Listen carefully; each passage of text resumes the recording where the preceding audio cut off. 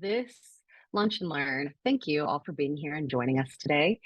This Lunch and Learn is based on my presentation that I made at the Equity and Diversity Conference at ETSU in September of 2023. It was a wonderful crowd. We had a really, really good time. And I modified my presentation for you today with some of the main points, and hopefully we can have a really good quick Q&A session at the end. So again, this is called Leading for Equity and Belonging, Developing Leadership Skills for Promoting Campus-Wide Engagement. This is centered around university level leadership and engagement. However, this can be utilized in whatever platform or work setting you might be in. So before we dive into this, I just have 4 key reminders and principles for each of us to understand. So this is going to be a safe space. Our primary goal here is to learn and grow. So it is vital that we all feel secure and we share and we feel like we can engage and know that each of our perspectives are valued in this space, right? That is very important when it comes to leadership, especially equitable leadership. 2, with that, in creating a safe space, I want to underscore the importance of open-mindedness and just being respectful, learning new things, especially if people have questions at the end. We're going to embrace viewpoints, prioritize direct and open communication. And another piece here is engagement. As we move through this presentation and possibly a short discussion, I urge each of you to engage, ask questions. I think it'll be very helpful. All of you have great, I know you all have great commentary and insight, so that's important. And finally, feedback. I value your feedback. At the end of this, I believe there will be a poll or a survey that ETSU will send out for the Lunch and Learn. So again, just be a part of that and tell me how we can make these, better and what we can do to improve. I'd really appreciate that. So quick workshop structure. Our outcomes, an introduction of myself. I'll go through my presentation. We'll do a quick reflection and again, the Q&A. The outcomes, I want us to, we're going to be reflecting on both how our individual roles empower a group. Again, we're looking at leadership.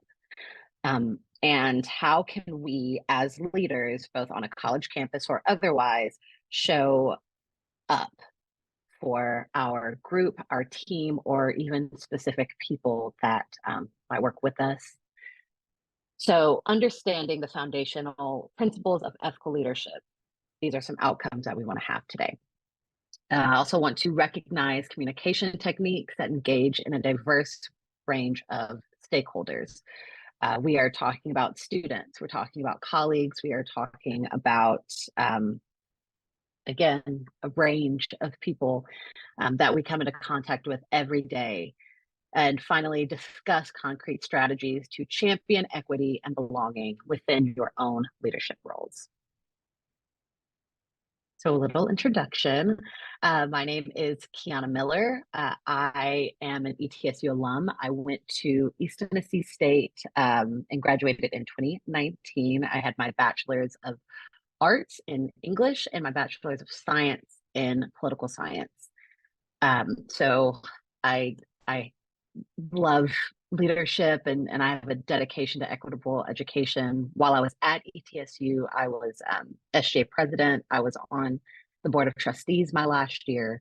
And I think it's really, really important to focus on equitable leadership, especially in the public school setting, because our education system, particularly in public schools, is kind of on shaky ground. In some places, it's more than just facing challenges. It feels like public education and our public education system is almost directly under attack.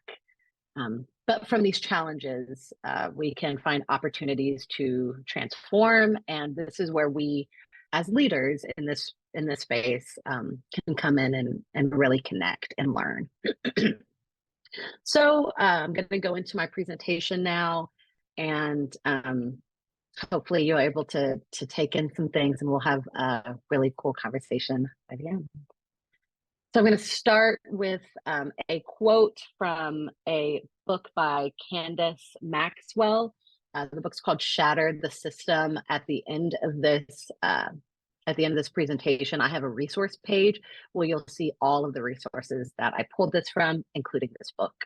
So this quote says, "Successful equity leaders and social justice advocates understand the necessity to navigate and negotiate within a system in order to dismantle, correct, and redesign a better system for all of its participants."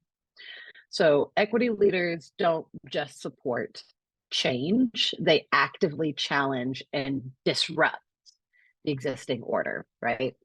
Real leadership means elevating our understanding and enlightening others about disparities or problems within our institution, within our, perhaps it looks like looking at your values and your mission statements, and how are you actively engaged and making sure that those things come to fruition.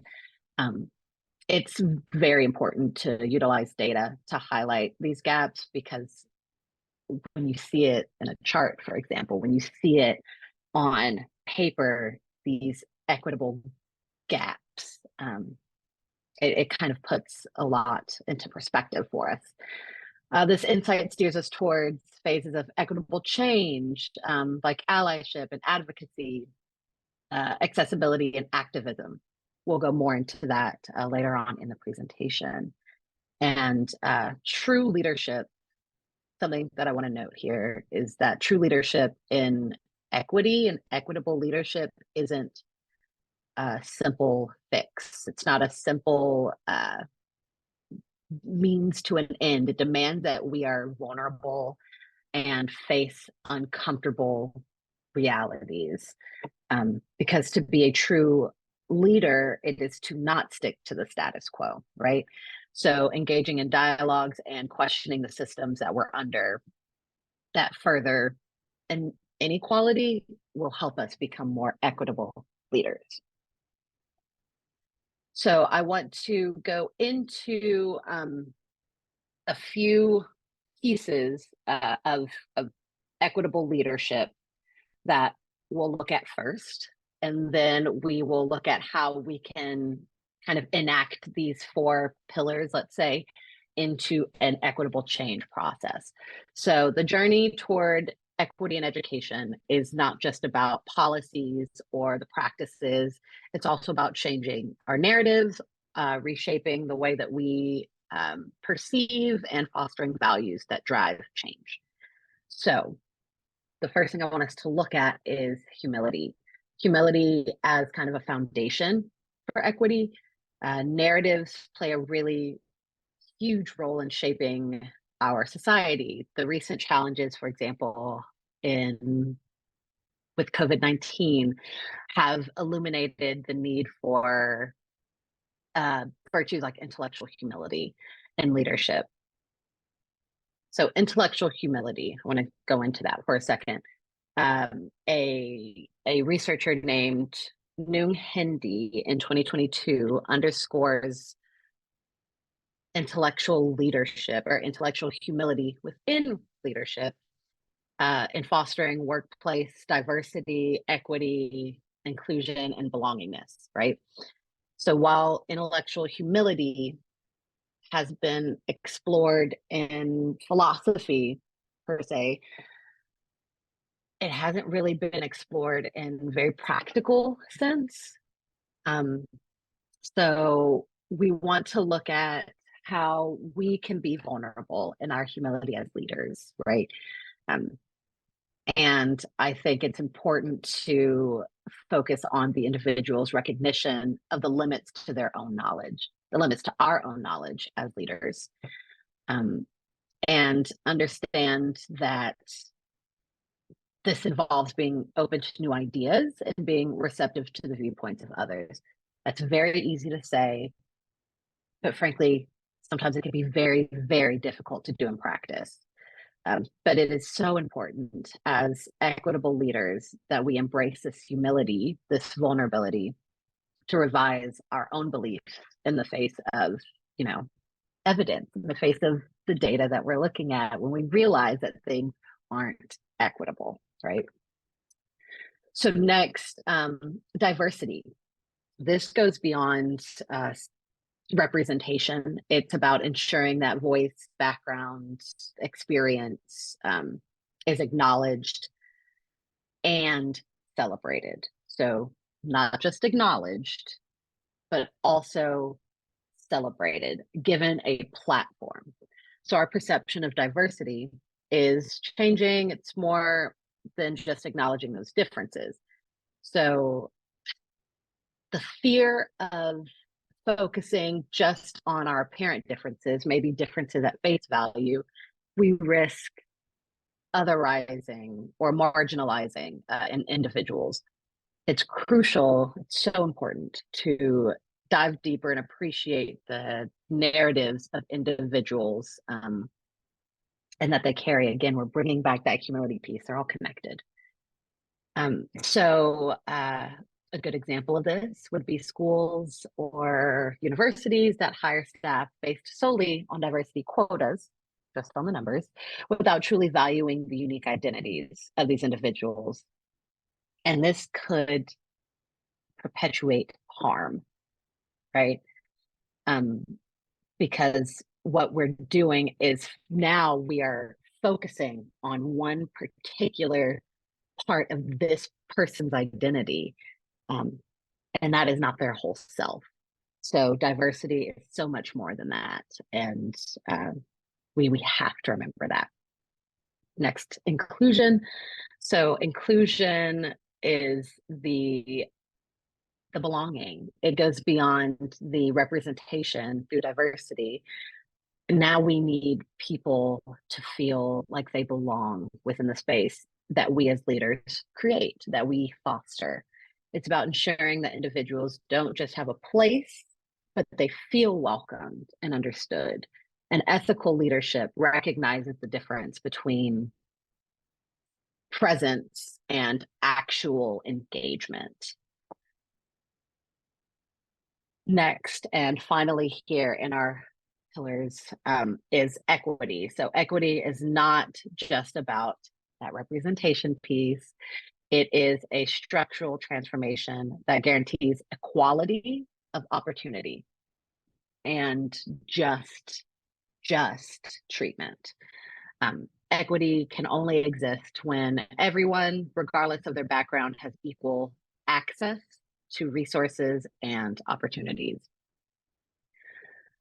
So when we're talking about equity, the road to achieve equity often means trying to or preparing to confront long-standing discriminatory practices. It's about breaking down those barriers and addressing past discriminations. We know what this means, but what does this mean in practice? So stakeholders like faculty, staff, community members, board members, colleagues, students can sometimes be resistant to change and instead choose to uphold existing power dynamics rather than challenging those existing power dynamics. So this is where the intellectual humility, the diversity, the inclusion, and equitable leadership comes into play. You have to balance all of those things and recognize historical privileges and use them to elevate others, even when stakeholders might be resistant, because you have to understand that what is important here is making sure that humility, diversity, inclusion, and equity are all encompassed in the way that our systems function. So once community members recognize the significance of equity, the ethical leader's role is really important. So our task as these equitable leaders is to internalize these things, internalize these pillars, advocate, and drive the equity agenda, whatever that may be for your particular department or classroom or within your particular space, within your institution and your communities ultimately. So these are the four main pillars that I want to discuss. And within those pillars, I want to now bring up how we can kind of function within the equitable social change process. All right. So, sorry, something funny happened there. So again, I'm bringing in Candace Maxwell's Shatter the System. Her equitable social change process, it's such an interesting topic. I really encourage you after this to look at some of those resources and find this book. It's incredibly interesting. So we're going to look at these four kind of pieces as a step-by-step guide, or let's rather than think about them as pieces, let's call them phases. These step-by-step phases driving us towards equitable transformation. So here's a snapshot of each phase, which will lead us from one phase to another to another. And I just want to note that as we go through this, you'll notice that there are arrows here between each of these phases. And these arrows just represent the cyclical nature. So things don't end at accountability and auditing, and things don't necessarily, and it might not begin at awareness and affirmation. You might be at a different stage or a different phase within this kind of framework. And that's okay, because it's just important to know that it's cyclical. So we're going to first look at awareness and affirmation to connect this back to our kind of foundational pillars that we talked about earlier. This is kind of rooted in humility. So we start this phase, this process, by looking at our roles, our bias, our unconscious narratives, and we are doing kind of a knowledge building here. It's about recognizing and confronting disparities that might exist within the system. So understanding and accepting our limitations in our knowledge and remaining respectful to diverse perceptions or perspectives. An example here of this awareness and the affirmation is a scenario. A seasoned professor receives feedback from students suggesting changes to his teaching style to accommodate different learning needs. We don't have to be specific on the learning needs. That might look different for every student. But this professor has received feedback. Humility in action, this awareness and affirmation in action, instead of getting defensive, instead of getting worried about and kind of the how this professor's lessons might be perceived by colleagues or students or otherwise. Instead of that defensiveness, the professor reflects on the feedback and seeks ways to diversify his teaching methods. This acknowledges that evolving student needs require evolving teaching approaches. As a former teacher, this might just be called scaffolding. We also might consider that differentiation. That is very common in K through 12 instruction. And I think it's something that, as particularly in the university setting, something to be explored and something to be celebrated by our equitable leaders. this awareness and affirmation piece. Next, allyship and advocacy. So according to a 2022 report by Lean In, which is a nonprofit centered on women empowerment, 42% of Black women in the corporate workspace are uncomfortable discussing racial inequality, and 22% are comfortable discussing the impact of current events in their lives. So there's a gap between good intentions, right, of a possible equitable leader and the actual real outcomes of those intentions, right? Many organizations pledge to promote diversity and we are combating racism, but the experience of marginalized employees might tell a different story. There's a misuse of the term diverse because that shorthand sometimes can lead to othering. It's important to, again, recognize and value distinct identities and experiences of individuals. My dog is barking. Sorry. Rather than lumping them into really broad categories. So this is an example of Harvard Business Review published an article highlighting the effects of othering. And that's this example that's on the screen here. Are your diversity efforts othering underrepresented groups? Here are some of the key points in that. Leveraging power, privilege, and position.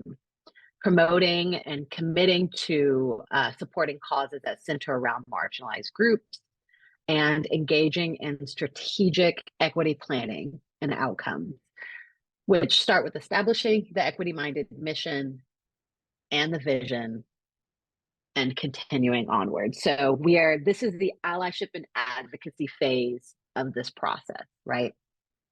I think I also, I should have this reference material, this article in the reference page as well. Next is access and activism. Again, as we're kind of going through this step-by-step process or phase, if we're looking at it linearly, then we are here after we understand allyship and advocacy. Now we're looking for access and activism. This is kind of where inclusion is going to be the foundation. This is a stage where we as leaders can actually take direct action. So we are acting to ensure that representation translates into genuine engagement and belonging. Not just stopping at saying, we see you, we hear you. Now, what do we do for these groups, these individuals that we want to highlight and aid and kind of uplift?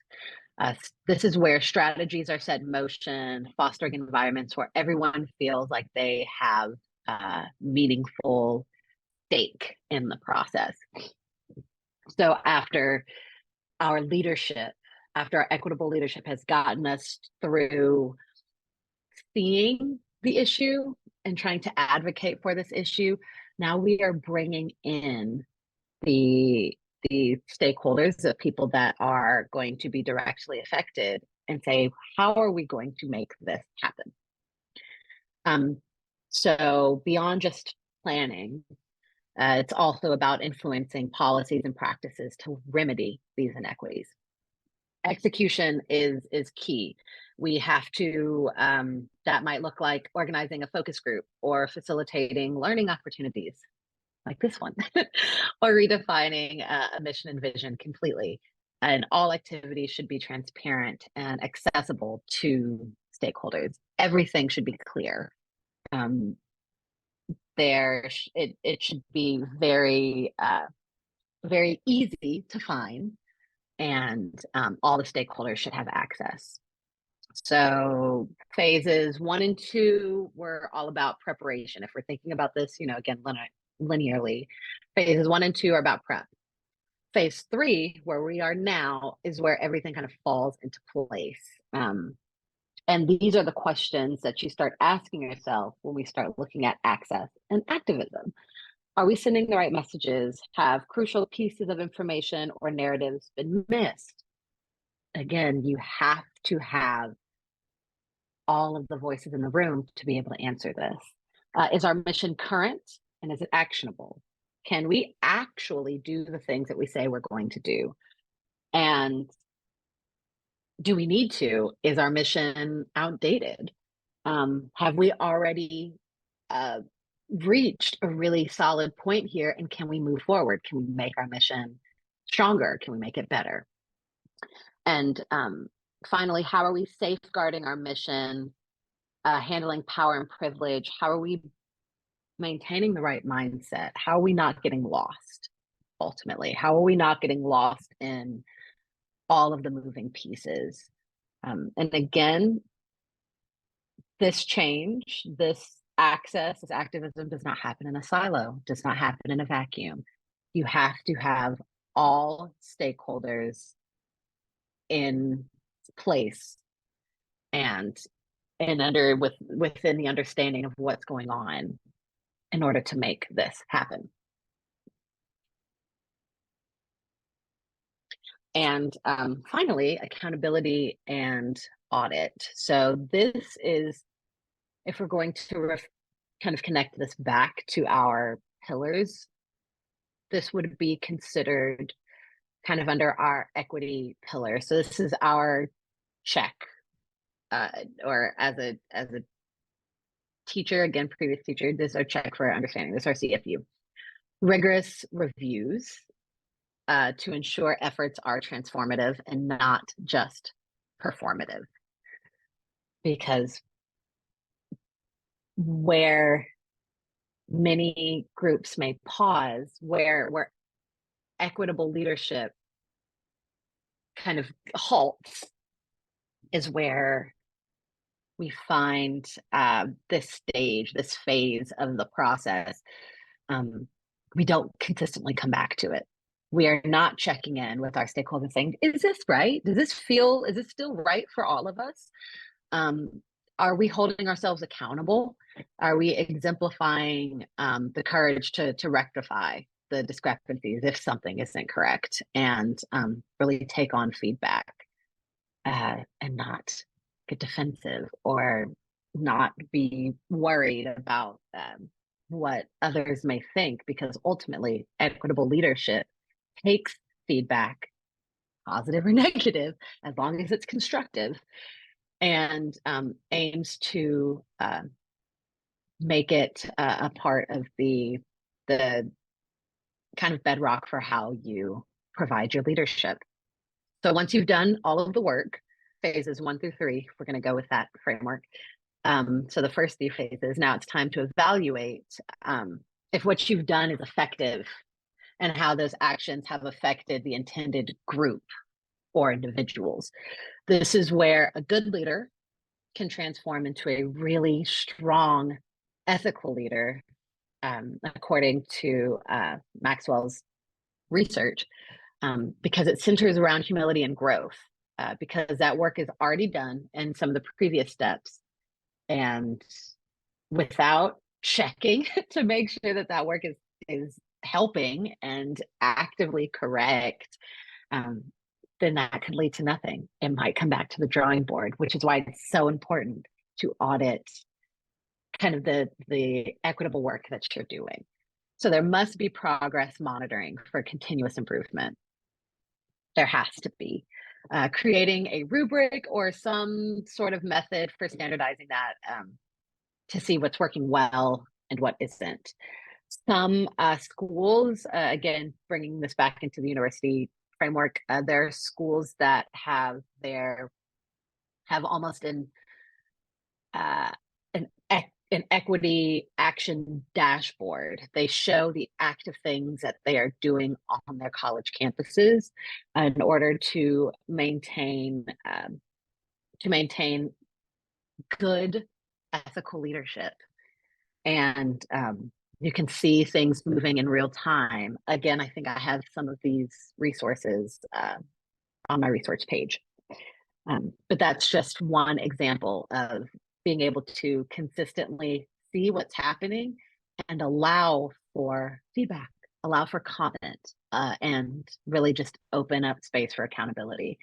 Because again, good leadership does not happen in a silo, does not happen by itself, does not happen individually. Good, ethical, and equitable leadership happens when everyone feels connected, everyone feels like they have a voice, and that voice will be heard and acted upon.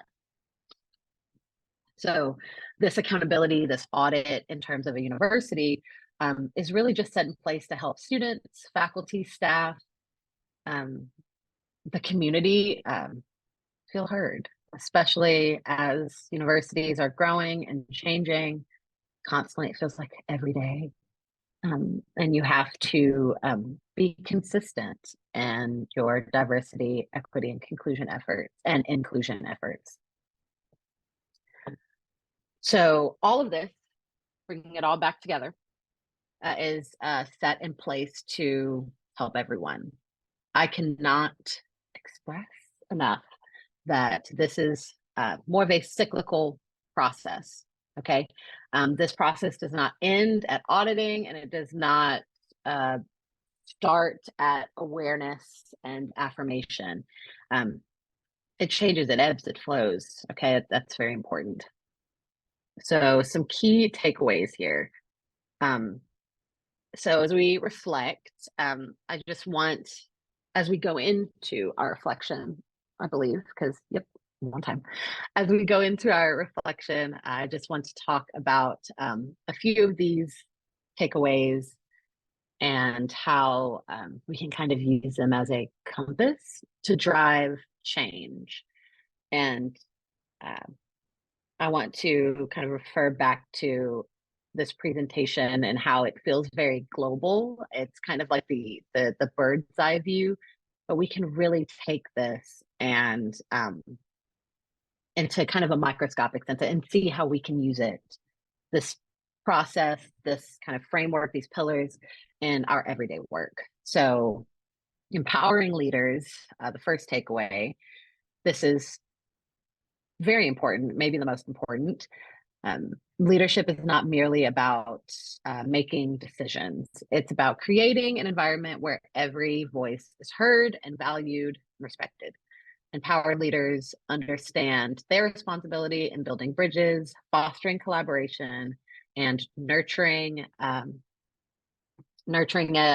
ethos of shared ownership in the mission. Everyone needs to feel connected. Everyone needs to feel a part of this leadership journey.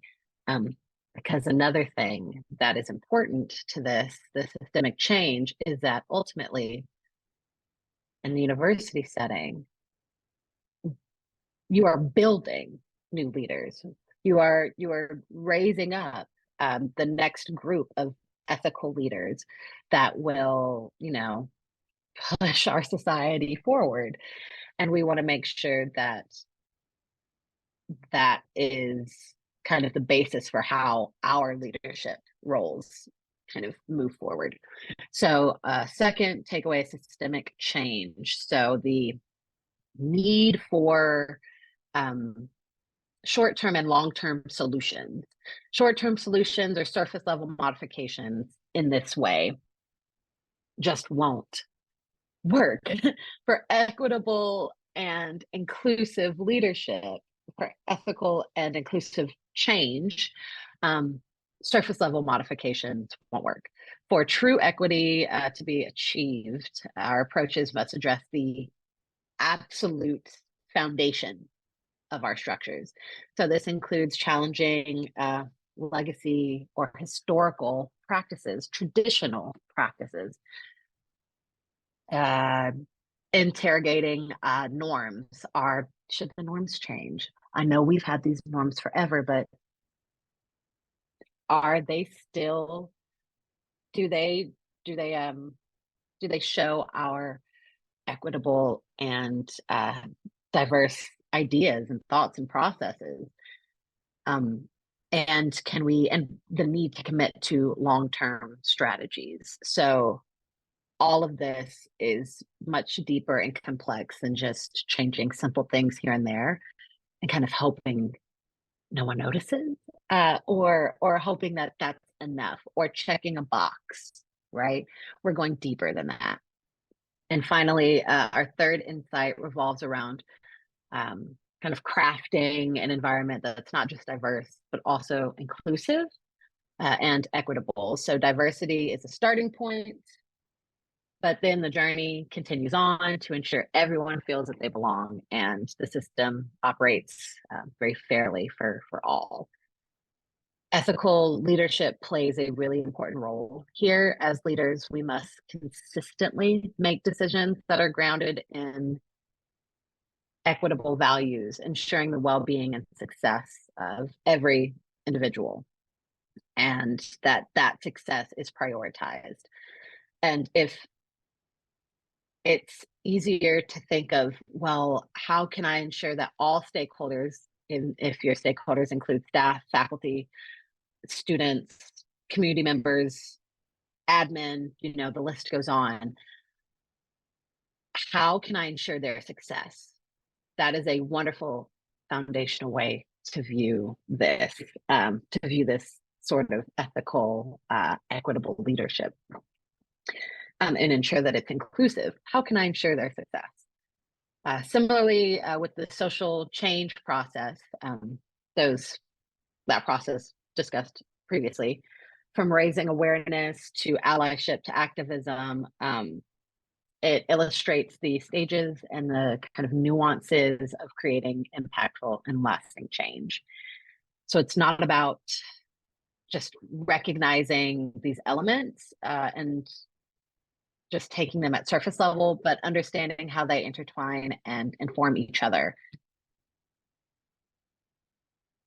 So my last slide here again is another quote, and from Maxwell. It says, "An equity leader champions fairness." Oh my goodness, my dog is still barking. I'm so sorry. Hope you can't hear that. An equity leader champions fairness by blending humility, compassion, and a sense of belonging. They challenge established discriminatory norms and spotlight potential biases, aiming to reshape collective thought. By valuing each individual's unique story and journey, they help people confront and understand their own biases, however it's pronounced. I have an English degree. I should be able to know that. And finally, my reflection, just a few questions, not necessarily to answer, but to think about now that you have taken in a lot of information. Where can we plug it in here? So how does the social change process illuminate challenges presented in the scenario? So actually, this is an unchanged slide. My apologies. We did scenarios during the presentation for the Equity University Conference. But instead of seeing the word scenarios, think of it as illuminate the challenges presented in your work every day, right? So in which phase of the process do you see the most opportunities for change in your own work? How can the process guide the response to similar challenges in the future? And which stakeholders play pivotal roles in each phase of the process, and how can they be more effectively engaged? And another just reflection question here: which elements of the process resonate most with your personal experiences or observations, and why? So I think, I hit right at 40 minutes there. I wanted to give us enough time to discuss, ask questions, kind of reflect back on what you saw, as well as give you all an opportunity to look at and look over the resource page towards the end, in case anyone has questions or anything like that. But all that being said, I am finished with the presentation. Um, Open to Q&A or any comments that anyone has.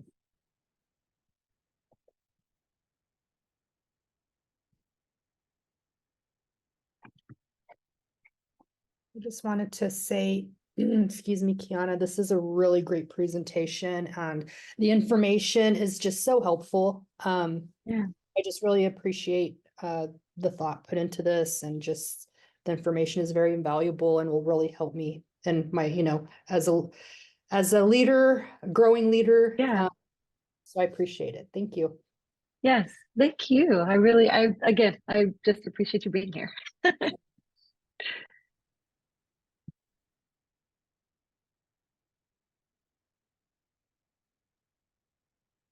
I'll actually, if there's no questions or reflection here, there is a resource page that you can either pull up on your phone. I think you can also kind of add in that